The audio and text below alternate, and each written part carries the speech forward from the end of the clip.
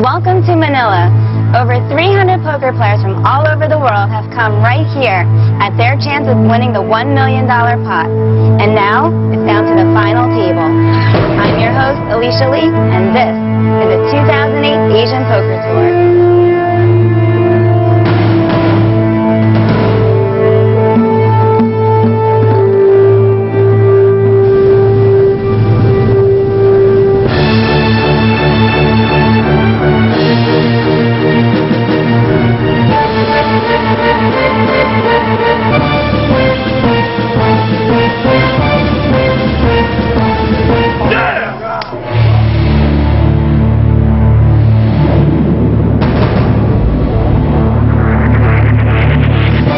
I'm here with Robbie and Gino, the official APT Manila commentators. How are you guys doing? Absolutely fantastic. The APT have done a marvellous job with this tournament. We have 316 competitors sitting down to it, and of course we're playing for the largest prize pool in Asia, $1 million US. All right, $1 million US for the pot, and that's exactly what brought all these people from all over the globe, whether it's Australia, Canada, United States, Japan, Korea. They all came here to the Philippines, to Manila, to play in the APT. I've been walking around the tables during this event, and I think you'll agree that having that big hand is absolutely no guarantee that you're going to be able to push and win that pot. No, actually, in a tournament of this size, there are several times that you have to fold big hands, because in day one, the goal is to survive. Absolutely. In day two, it's to survive and trying to get some chips. And, you know, if you're just lucky enough and skilled enough, then you might move on to the final table. And we've seen some great hands here. I don't know whether you know that there's a Mercedes on offer for the first Royal Flush here, but of course the Mercedes is still there very much for everybody. That Mercedes-Benz Royal Flush. Would have looked good in your garage. It would look good, and it got me in trouble several times a day. Anyway, talking of these great hands, let's have a recap of the event so far.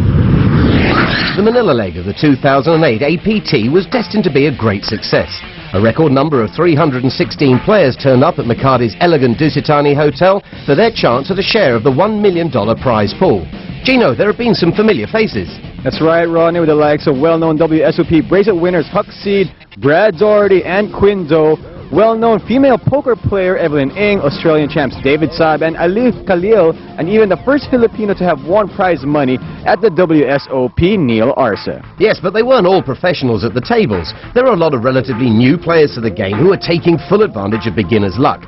One such was the Philippines' own Don Carmona, who won his seat by successfully playing his way into the main event via one of the satellites held on the opening day. However, Rodney, not everyone as fortunate as Don. Some of the tour's best contenders had played their last hands much earlier than was expected. Yeah, and the man to beat appeared to be newcomer Kwang-Soo Lee of Korea, who was heading the chip count coming into day two.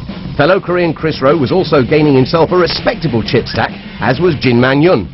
Judging by the big stacks in front of them, their aggressive style of play certainly was paying off in the early stages. As well as David Saab, known for his friendly banter at the tables, was proving just that.